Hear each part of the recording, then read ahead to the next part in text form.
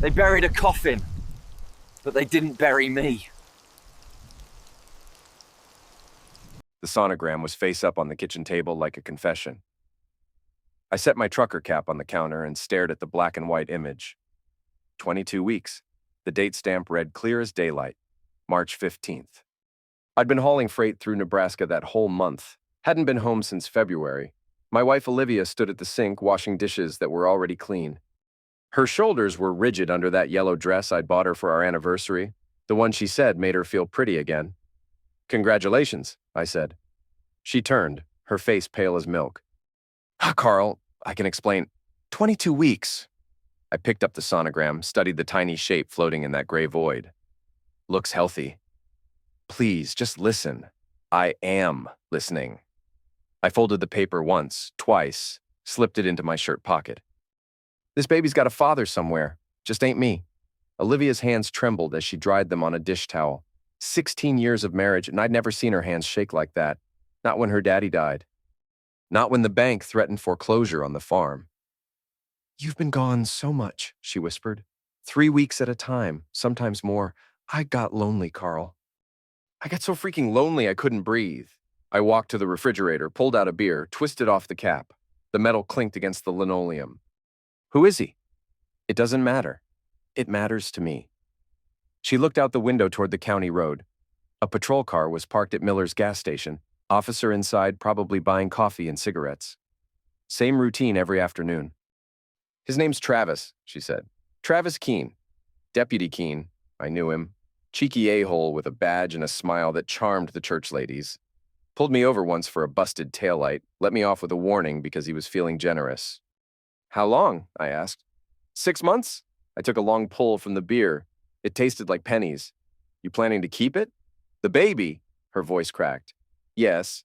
And me?" She turned back to the sink, started washing the same plate again. "I don't know, Carl. I honestly don't know."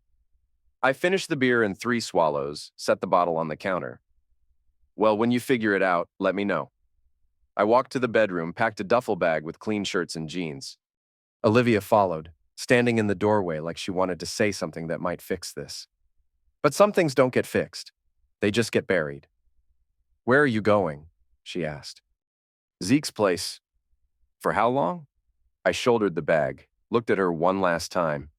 She was still beautiful, even with guilt written across her face. Maybe that was the problem. Maybe I'd spent so many years on the road, I forgot beautiful things needed tending. "Don't know," I said. "Guess that depends on you and Travis." Zeke Underwood's place sat on 12 acres of rust and broken dreams. Old cars stacked like metal cairns, their bones picked clean by salvage hunters in time. He'd bought the land with his disability check after the army sent him home from the Middle East with a Purple Heart and nerve damage that turned his left hand into a claw. I found him under the hood of a '92 Ford, his good hand deep in the engine block. His workshop smelled like motor oil and regret. "Figured you'd show up eventually," he said without looking up. "Heard talk in town." "What kind of talk?" "The kind that follows a man when his wife's belly starts showing." He straightened, wiped his hands on a greasy rag. Zeke was built like a scarecrow, all angles and shadows, but his eyes were sharp as broken glass. "Deputy Keene's been mighty friendly lately. Bringing her groceries, fixing that loose step on your porch. You've been watching my house? I watch everything from up here. Comes with the territory." He gestured toward the ridge where his trailer sat, overlooking the valley. "Good view of the county road. See who comes and goes?" I set my duffel bag on his workbench. "Mind if I crash here for a while?" "Long as you need." He closed the Ford's hood, the metal clanging like a church bell. "What you planning to do about it?" "Haven't decided yet." Zeke studied my face the way he used to study roadside explosive devices in Kandahar, looking for the wires that might blow everything to heck. "Carl, you and me been through some crap together. Middle East, that thing with the Hendricks boy, the fire at your daddy's barn. But whatever you're thinking right now, you need to think harder." "What makes you think I'm thinking anything?" He laughed, a sound like gravel in a blender. "Because I know you. 16 years hauling freight, keeping your mouth shut, playing by the rules. Now your wife's carrying another man's baby, and you're standing in my shop with that look in your eyes." "What look?" "The same one you had right before you walked into that Taliban compound in Helmand Province. Right before you came back carrying Jimmy Voss on your shoulders." I remembered that day. The heat, the sand, the weight of a dying man. The choice between following orders and doing what was right. Sometimes those were two different things. This ain't the Middle East, I said. No, Zeke agreed. It's worse, because over there you knew who the enemy was. That night I lay on Zeke's couch and stared at the ceiling. Through the thin walls, I could hear him moving around in the kitchen, the familiar sounds of a man who lived alone, opening cans, heating coffee, talking to himself in whispers. At midnight, my phone buzzed, a text from Olivia. Where are you? We need to talk. I turned off the phone and closed my eyes, but sleep wouldn't come. Instead, I kept seeing that sonogram, the tiny shape floating in its gray world, waiting to be born into a mess it didn't create. By dawn, I'd made my decision. Or maybe the decision had made me. The first rule of war is simple. Know your enemy's expectations. I started drinking at Murphy's Tavern on Tuesday afternoon. Not heavy drinking, just enough to slur my words and stumble when I walked. Enough to make people notice. Heard about your troubles, said Frank Murphy, sliding a whiskey across the bar. He was a thick-set man with kind eyes and a habit of collecting other people's problems. Marriage is hard work, Carl. Don't give up on it too quick. Too late for that. I let my voice crack a little, like a man whose heart was breaking. Found out yesterday, baby ain't mine. Word spread through town like smoke. By Thursday, everyone knew Carl Benton was falling apart. Lost his wife to a younger man, started drinking, sleeping in his truck behind the Walmart, talking crazy about getting even. I played the part perfectly. Stumbled into Johnson's Hardware, bought a bottle of bourbon, told anyone who'd listen that Olivia was a whore and Travis Keene was a dead man walking. Old Mrs. Peterson called the sheriff's office, worried I might do something stupid. But behind the mask, I was busy. I drove to Millerville, used cash to buy a prepaid phone and a fake ID from a guy Zeke knew, set up a P.O. box under the name David Mills.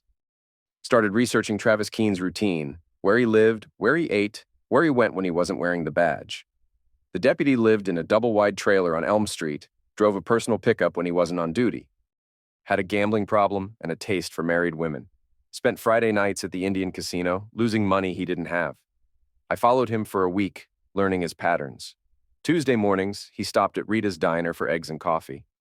Wednesday evenings, he visited his mother at the nursing home. Thursday nights, he met Olivia at the Pineview Motel on Highway 9.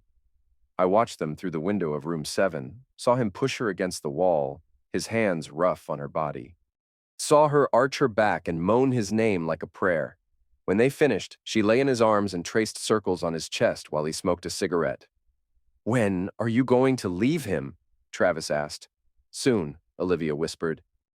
After the baby comes, when things settle down. What if he won't let you go? He will. Carl's not a fighter, never has been. I smiled in the darkness. She was right about one thing. I wasn't a fighter. I was something much worse. The device was simple.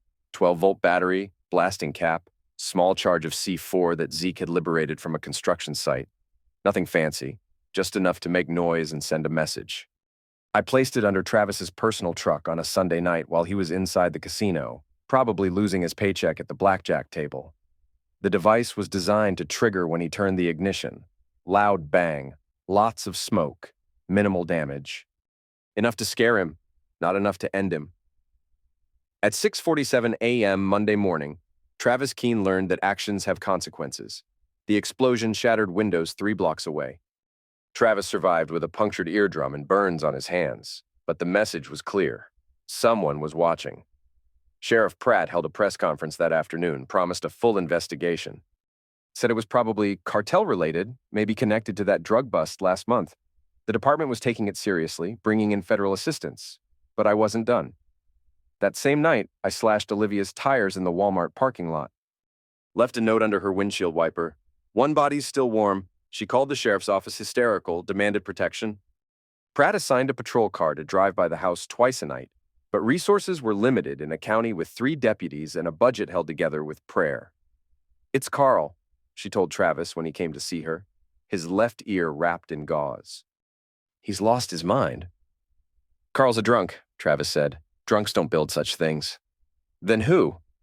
Travis had no answer, but I could see the fear in his eyes, the way he kept looking over his shoulder. Good. Fear made people sloppy. Sloppy people made mistakes. The town was buzzing with theories. Some blamed Mexican cartels, others whispered about militia groups or disgruntled veterans. But in Murphy's Tavern, the talk was simpler. Carl Benton's finally snapped, said Eddie Morrison, a local electrician with opinions about everything. Man can only take so much before he breaks. I nodded sadly, nursing my third beer of the evening. Can't say I blame him. Woman cheats on you with a cop, carries his baby around town like a trophy. That'd drive any man to drink. Drinking's one thing, Frank Murphy said, but building explosive devices, that's crossing a line. Who says Carl built anything? I asked. Maybe someone else is cleaning house. Maybe the county's got more secrets than we know. The seed was planted, let them wonder, let them guess.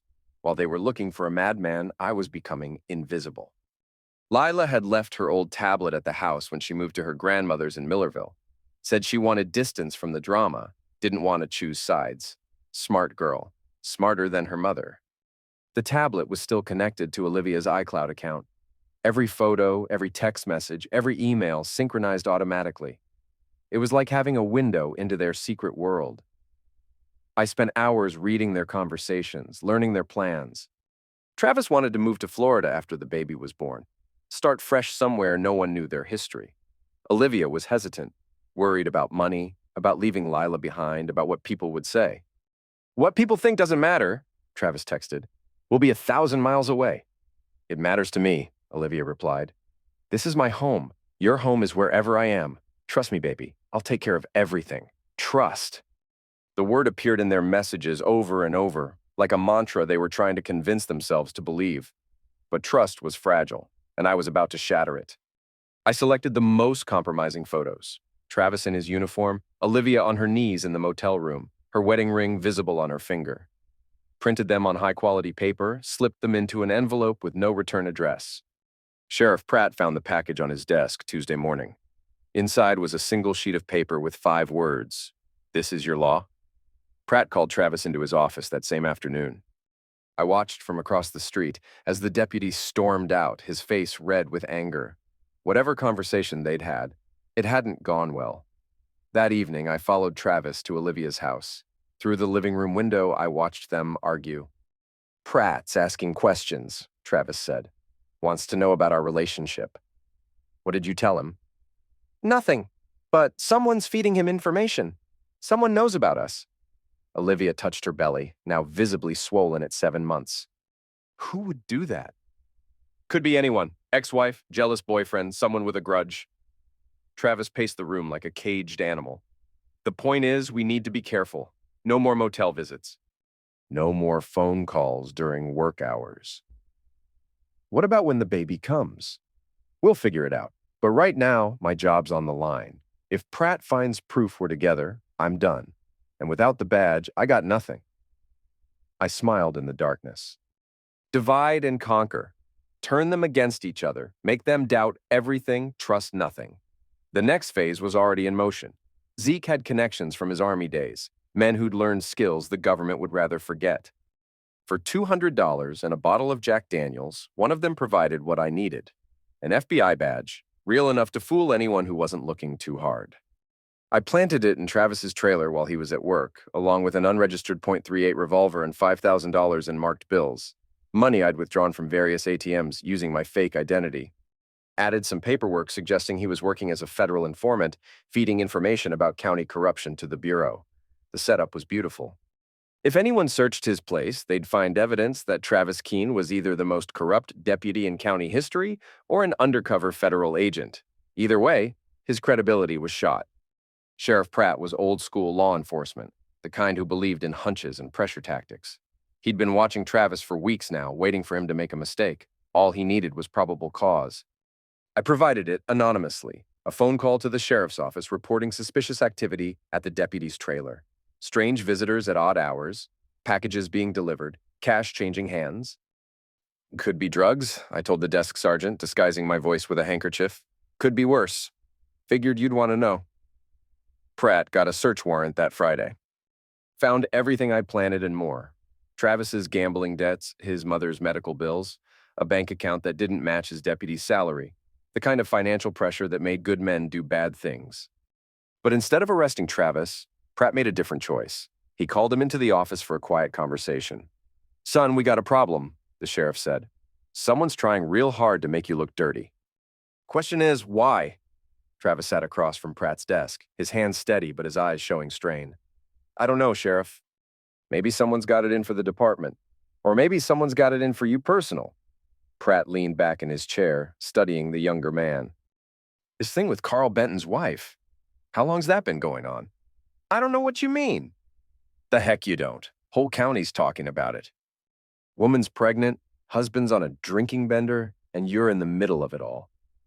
Pratt opened a file folder, spread photos across his desk. "These came in yesterday's mail." "You want to explain them?"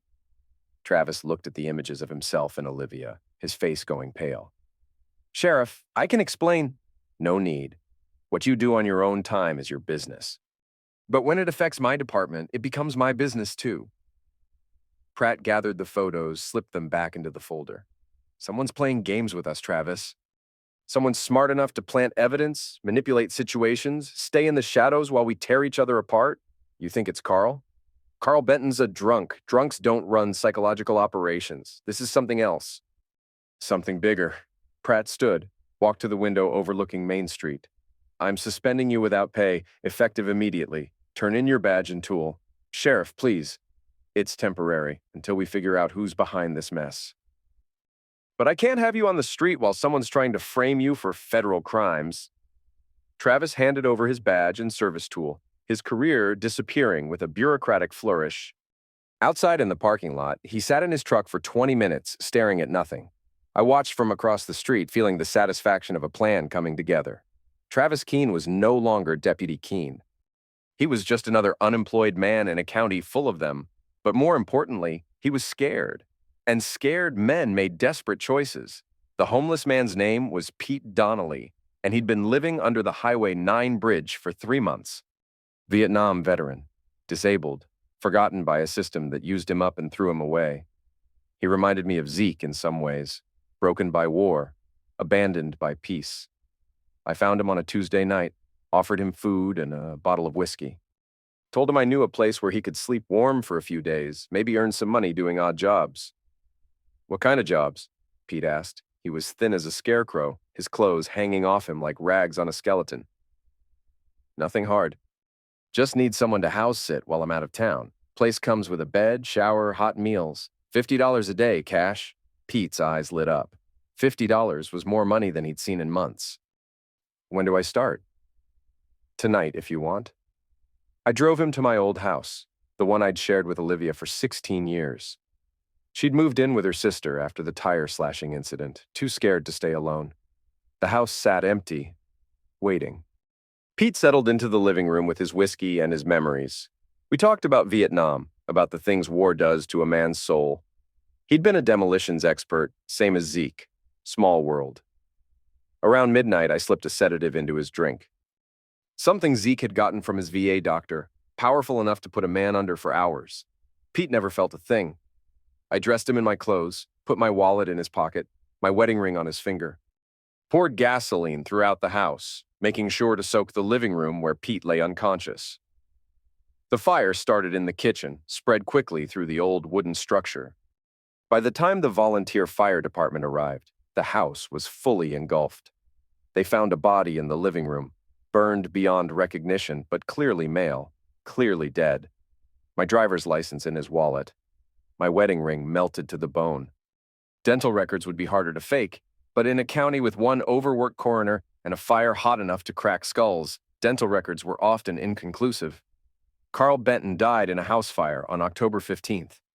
Accidental death, according to the official report. Probably fell asleep drunk with a cigarette in his hand. Happened all the time to men like him. Broken, bitter, drowning their sorrows in bottle after bottle. The funeral was small. Olivia attended, wearing black and looking appropriately sad. Travis stood beside her, his hand on her shoulder in a gesture of comfort. Sheriff Pratt paid his respects, along with a few drinking buddies from Murphy's Tavern. Zeke delivered the eulogy, his voice steady and strong. Carl Benton was a good man who lost his way. War changes people. Betrayal changes them more. But in the end, he found peace. That's all any of us can ask for. I watched from the tree line, invisible in my grief. They buried an empty coffin while the real Carl Benton stood 50 yards away, free from his old life, free from his old name, free to finish what he'd started. That night, I called Olivia from a burner phone, disguising my voice as a lawyer from Millerville. Mrs. Benton, this is James Harrison from Harrison and Associates. I'm handling your late husband's insurance claim. Could we meet tomorrow to discuss the settlement? There's quite a substantial payout involved. The Millerville Motel sat on Highway 9 like a cancer, its neon sign flickering against the October sky. Room 12 was registered to James Harrison, attorney at law. I'd paid cash for 3 nights, told the clerk I was handling a sensitive estate matter. Olivia arrived at exactly 2 p.m., wearing a blue dress that struggled to contain her 8-month belly. She moved carefully, one hand pressed to her lower back, the other clutching a leather purse. I opened the door wearing a cheap suit and wire-rimmed glasses, my hair dyed black and slicked back with pomade. A fake mustache completed the disguise, theatrical but effective. Mrs. Benton, James Harrison, thank you for coming. She entered the room cautiously, taking in the tacky furnishings and musty smell. You said there was an insurance settlement? Please, sit down. I gestured toward the room's single chair while I remained standing. Your husband maintained a substantial life insurance policy through his trucking company. $500,000, double indemnity for accidental death. Her eyes widened. $1 million. Minus taxes and legal fees, yes. But there are some complications we need to discuss. I pulled out a manila folder, removed several official-looking documents. The insurance company is questioning the circumstances of your husband's death. What do you mean? They've received information suggesting Mr. Benton's death might not have been accidental. Suicide would void the policy completely. Olivia shifted in her chair, her hand moving protectively to her belly. Carl didn't end himself. He was drunk, probably passed out with a cigarette. It happens. I'm sure you're right. But the company wants documentation. Witness statements, medical records, anything that might support the accidental death ruling. I handed her a pen and a legal pad. I need you to write down everything you remember about your husband's final days. His mood, his behavior, any conversations you had. She took the pen, started writing. I watched her face as she crafted her version of events. Carl drinking heavily, talking about revenge, making threats against Travis. She painted him as a broken man on the edge of violence, dangerous and unpredictable. He said he was going to end Travis, she wrote. Said he'd rather see me dead than with another man. I was scared for my life.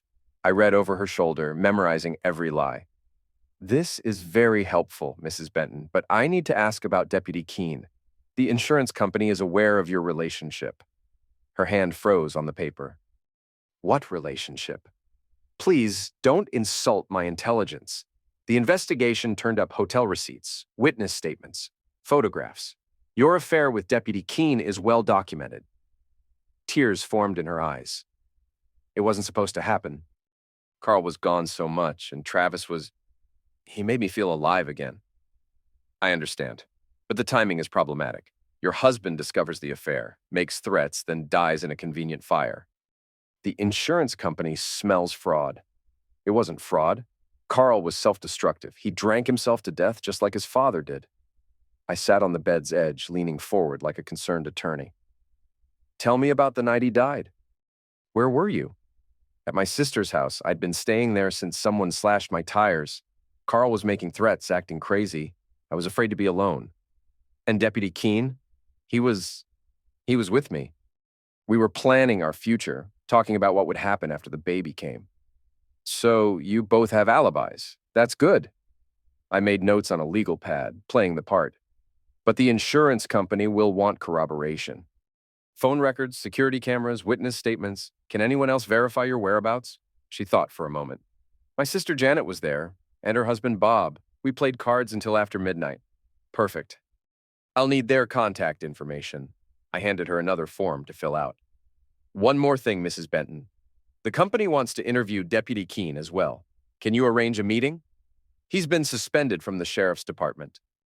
Some kind of internal investigation. All the more reason to get his statement quickly, before his legal troubles complicate matters further. She wrote down Travis's phone number and address, her handwriting shaky with stress. Mr. Harrison, how long will this take? I'm due next month and I need to know about the money. These things take time, but I'm optimistic. Your husband's death appears to be exactly what it seems, a tragic accident brought on by alcohol and despair. I stood, helping her to her feet. I'll be in touch within the week. After she left, I removed the disguise and burned it in the motel room's ashtray. The documents went into a manila envelope, along with her handwritten statement confessing to adultery and painting her dead husband as a dangerous drunk. Evidence for later. Insurance against the future. But first, I had one more person to collect. Travis Keene lived like a man waiting for the other shoe to drop. His trailer's windows were covered with newspaper, his door reinforced with a deadbolt and security chain. He answered my knock with a tool in his hands. "James Harrison," I said, showing him a business card. "I'm handling Carl Benton's estate. Your name came up in his insurance documents." He kept the tool pointed at my chest. "What kind of insurance?" "Life insurance." $500,000 with some interesting beneficiary clauses. "May I come in? This concerns you directly." Travis studied my face, looking for deception. After a moment, he lowered the tool and stepped aside. The trailer's interior was Spartan, a couch, a television, empty beer bottles lined up on the kitchen counter like soldiers. "You want a drink?" he asked. "I don't drink during business hours." He opened a beer for himself, sat heavily on the couch. Without his uniform, he looked smaller, ordinary. Just another unemployed man in a county full of them. What does Carl's insurance have to do with me? I opened my briefcase, removed the same manila folder I'd shown Olivia. Mr. Benton updated his policy 3 weeks before his death. Very unusual changes. What kind of changes? He removed his wife as primary beneficiary, named you instead. Travis nearly choked on his beer. "That's impossible. I have the documents right here. Carl Benton's signature, properly notarized, filed with the insurance company on September 22nd. I handed him a forged document that looked official enough to fool anyone who wasn't an expert. $500,000, payable to Travis Keene upon Carl Benton's accidental death. This is some kind of joke. The insurance company doesn't joke about $500,000 payouts. They want to meet with you, verify your identity, confirm you had no prior knowledge of this arrangement." Travis set down his beer, his hands shaking slightly. "Why would Carl name me as his beneficiary?" "He hated my guts. That's what makes this so interesting. The policy change was accompanied by a sealed letter only to be opened upon Mr. Benton's death."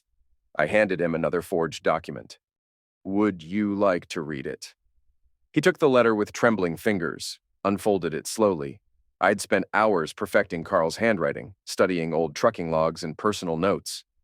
"Travis, by the time you read this, I'll be dead. I know about you and Olivia, known for months, but I'm not angry anymore. Anger's a poison that ends the man who carries it. I'm giving you this money because you're going to need it. Raising another man's child ain't easy, especially when that child grows up knowing its real father died in a fire. Take care of them both. They're all I ever had worth keeping." Carl Travis read the letter twice, his face cycling through confusion, guilt, and fear. This doesn't make sense. Carl was planning to end me. Everyone knows that. Planning and doing are different things. According to this letter, your enemy became your benefactor in his final days. It's quite touching, actually. The insurance company believes this. They're obligated to honor the policy as written. But there are some complications. I leaned forward, adopting a conspiratorial tone. "Someone's been asking questions. Federal agents investigating the circumstances surrounding Mr. Benton's death." "Federal agents? They think his death might not have been accidental. They're looking for evidence of crime." Travis stood abruptly, began pacing the small living room. "Crime? Who would end Carl? Someone who benefited from his death, someone with motive, means, and opportunity." I let the implication hang in the air. $500,000 is a lot of motive. So I didn't know about any insurance policy. "Can you prove that? Because from the outside, this looks very suspicious. Carl discovers your affair, threatens revenge, then conveniently dies in a fire. Days later, you inherit $500,000 from a policy you claim to know nothing about." Travis stopped pacing, turned to face me. "What are you saying?" "I'm saying you need legal representation. The federal investigation is just beginning. They'll want to interview you, examine your finances, look for any connection between you and Mr. Benton's death. I had nothing to do with that fire. then you should have no trouble proving it. But I'd advise getting a good lawyer first. Federal crime charges carry the death penalty in this state. I closed my briefcase, stood to leave. Think about it, deputy. $500,000 or life in prison. Those are your options right now. Wait. He grabbed my arm as I reached for the door. What do I have to do? Meet with the insurance investigator. Answer their questions truthfully. Hope they believe you. I handed him another business card. Call me tomorrow. We'll set up the interview. Outside, I sat in my rental car and watched Travis through his window. He was on the phone now, probably calling Olivia, panicking about the insurance policy and the federal investigation. Good. Panic made people desperate, and desperate people made fatal mistakes. The trap was set. Now I just had to wait for them both to walk into it. The call came at 11 p.m., Travis's voice tight with fear. Harrison, it's Keen. I talked to Olivia. She says you met with her yesterday. That's correct. Standard procedure for estate settlements. She's scared. Says you asked a lot of questions about the night Carl died. The insurance company requires a thorough investigation. $500,000 payouts don't happen without documentation. There was silence on the line then. We need to meet, both of us. There are things you need to know. Perfect. I can arrange something tomorrow. Where would you prefer? Somewhere private, away from town. People are watching us. I pretended to think it over. There's an old quarry off Highway 9, about 10 miles north of Millerville. Used to be a gravel pit before the company went bankrupt. Very secluded. I know the place. What time? Let's say 8 p.m. Bring Mrs. Benton. I'll need statements from both of you. Statements about what? About the night Carl Benton died? About your relationship? About the insurance policy neither of you supposedly knew existed. I let my voice take on a harder edge. The federal investigators want answers, deputy. I suggest you come prepared to give them. I hung up before he could respond, then called Zeke from the burner phone. It's time, I said. You sure about this? I've been sure since the day I found that sonogram. Are you with me? All the way to heck if necessary. What do you need? Meet me at the quarry tomorrow at 6. Bring the truck. The old freight truck had been Zeke's idea, a 1985 Peterbilt that had been sitting in his scrapyard for 3 years. The previous owner had used it to haul grain before the transmission failed and repair costs exceeded the truck's value. But the truck still had one useful feature. It ran. Barely, but enough for what I needed. Zeke had spent weeks working on it, replacing the brake lines with ones that could be cut remotely, installing a manual override for the transmission. The truck would roll when I wanted it to roll, stop when I wanted it to stop. You thought about what happens after? Zeke asked as we made final preparations. After doesn't matter. Only now matters. The law is going to come looking. Sheriff Pratt isn't stupid. Let them look. They'll find evidence that Travis and Olivia ended Carl for the insurance money, then disappeared with the cash. Or they ran off together.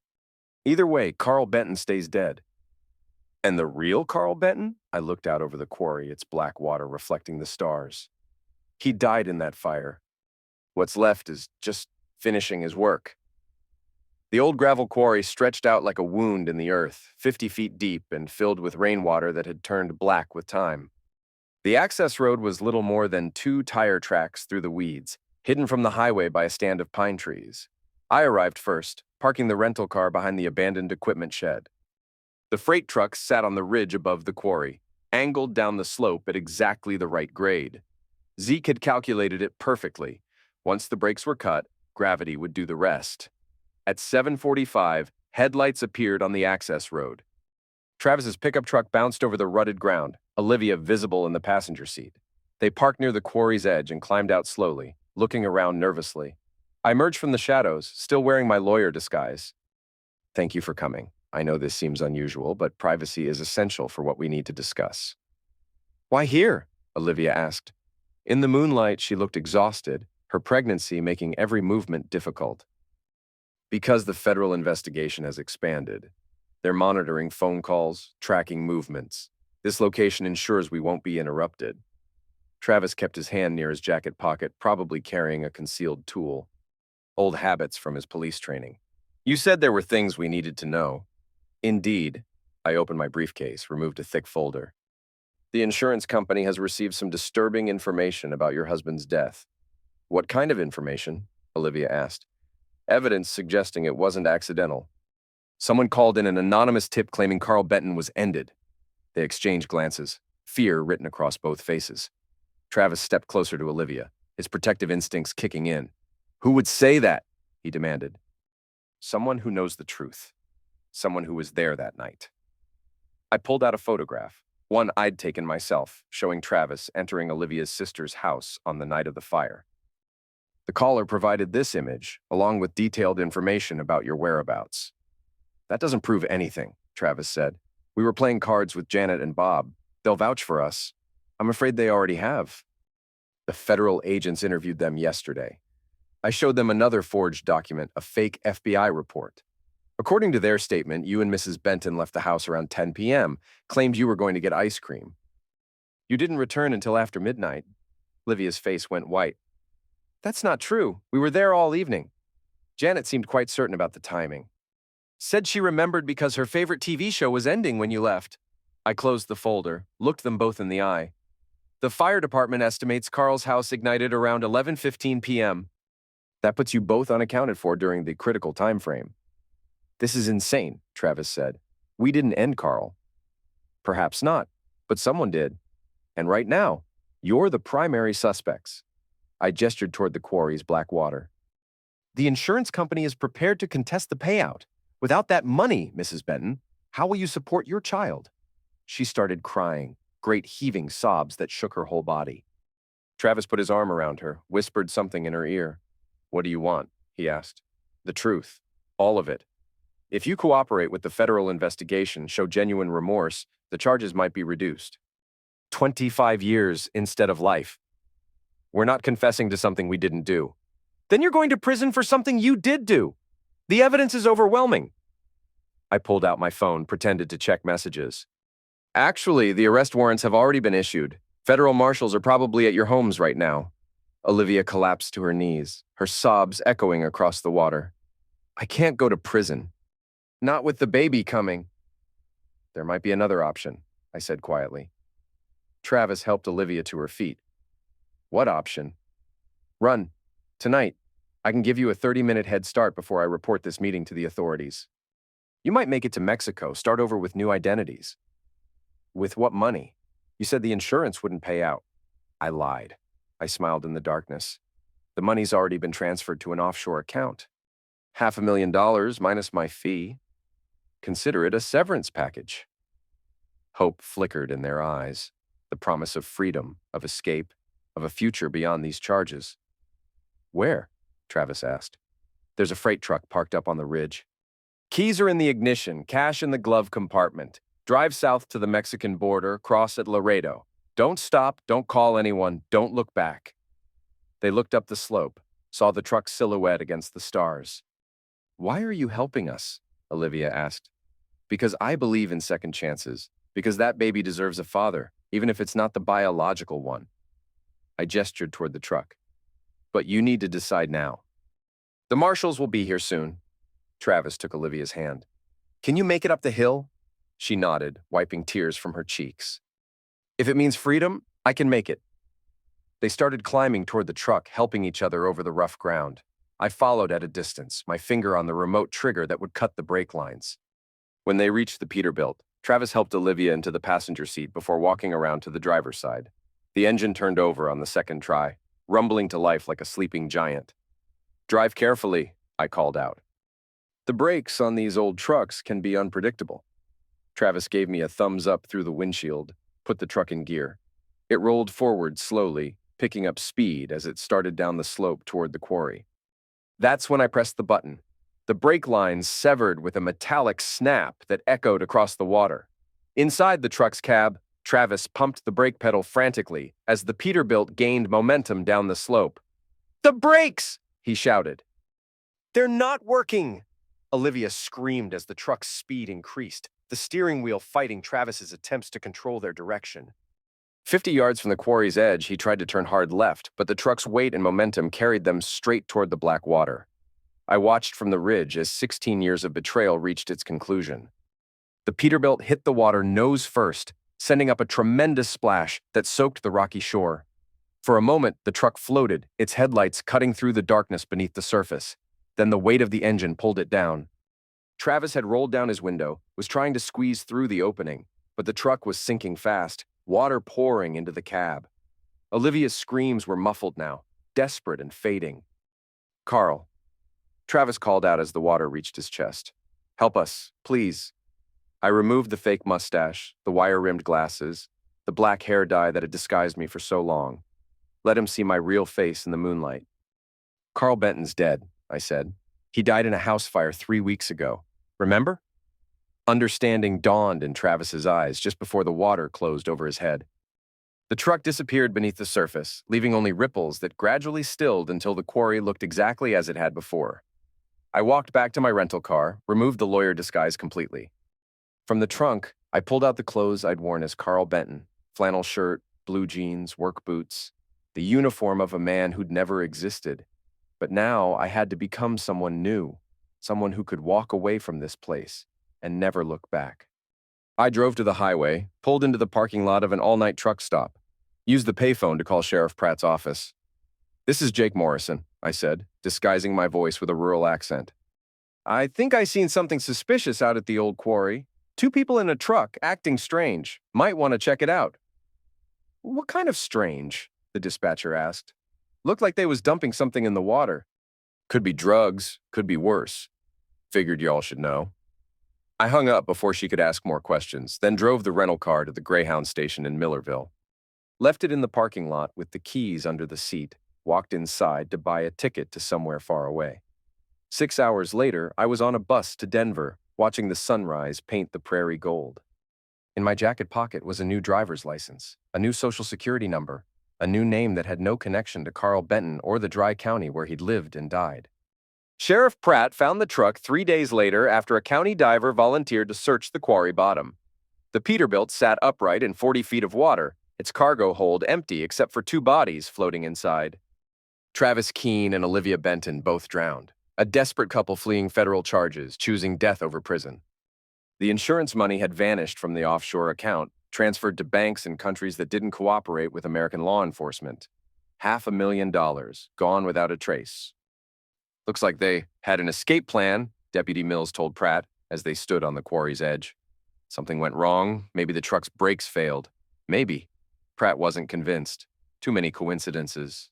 Too many questions without answers. What about the federal investigation? The agents who were supposedly building a case? I called the bureau office in Kansas City. They never heard of any investigation into Carl Benton's death. No agents assigned to the case. So who was asking all these questions? Mills shrugged. Could be anyone.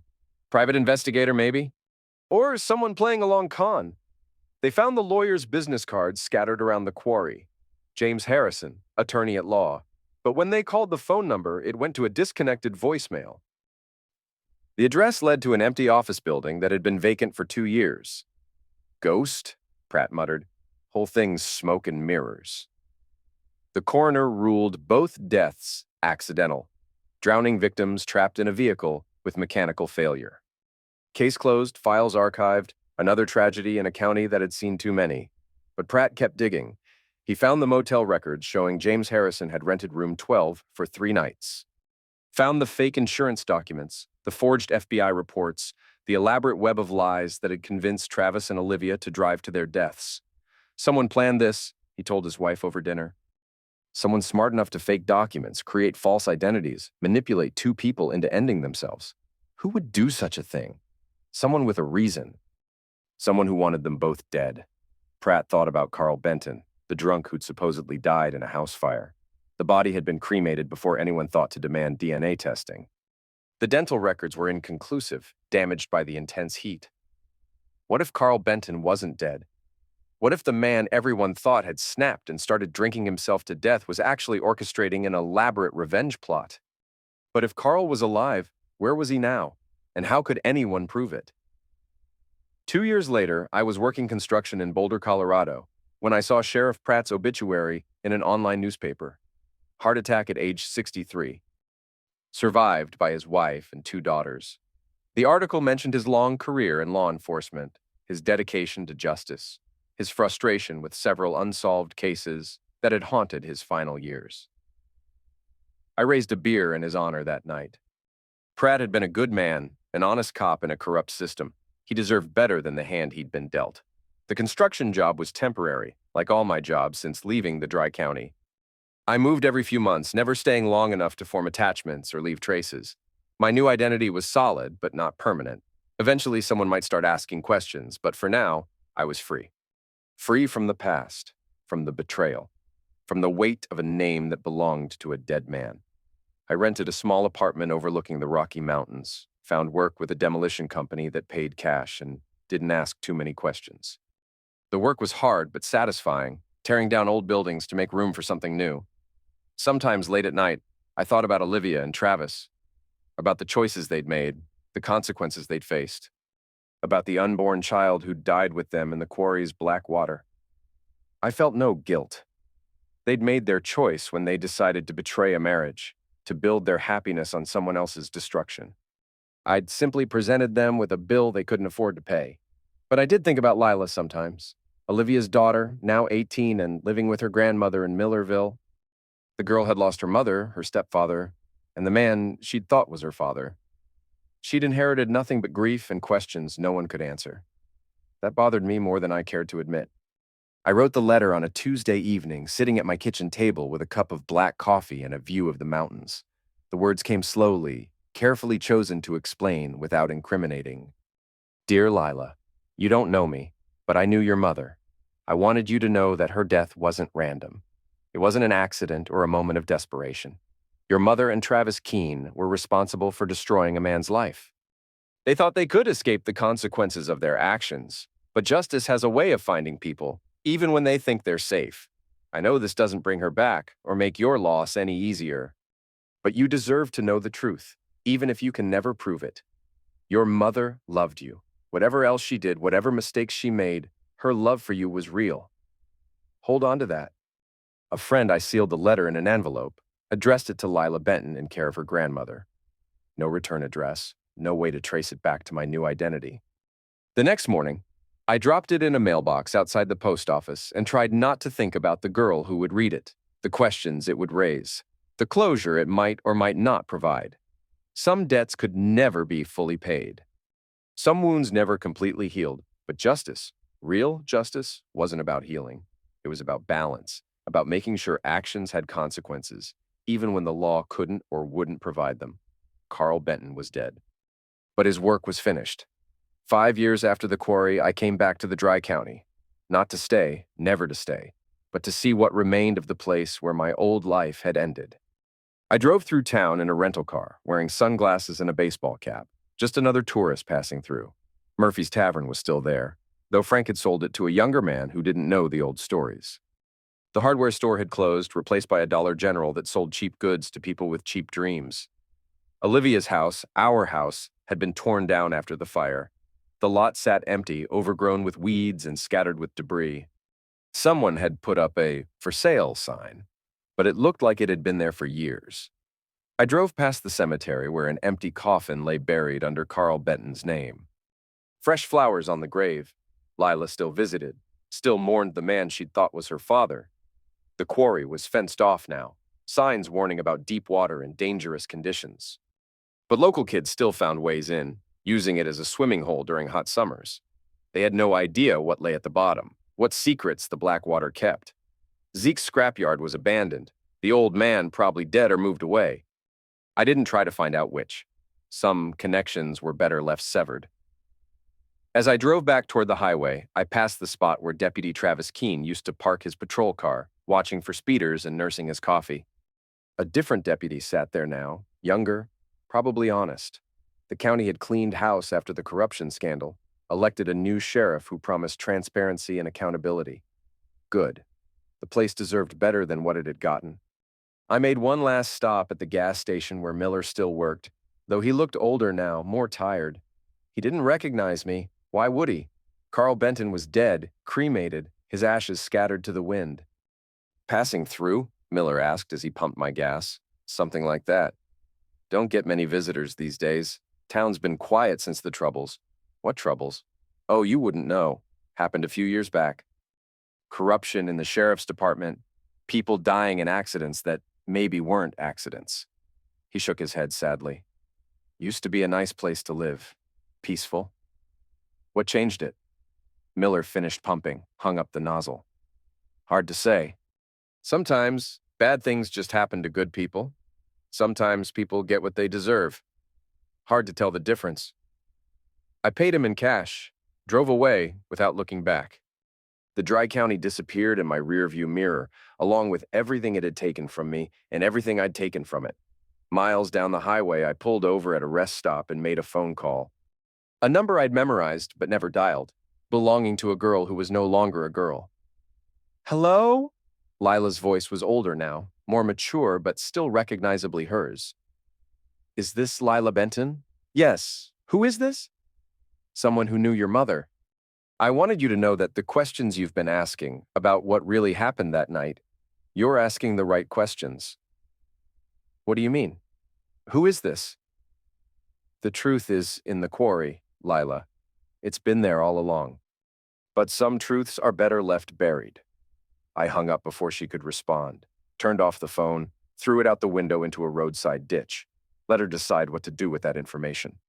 Let her choose whether to keep digging or let the dead stay buried. The dry county was behind me now, part of a past that belonged to a man who no longer existed. Ahead lay new roads, new identities, new possibilities. But sometimes late at night, I still heard Olivia's voice. You've been gone so much. I got lonely, Carl.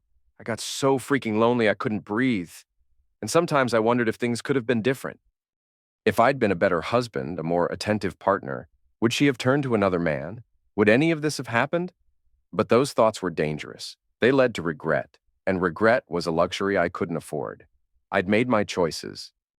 They'd made theirs. The ledger was balanced. The county was dry.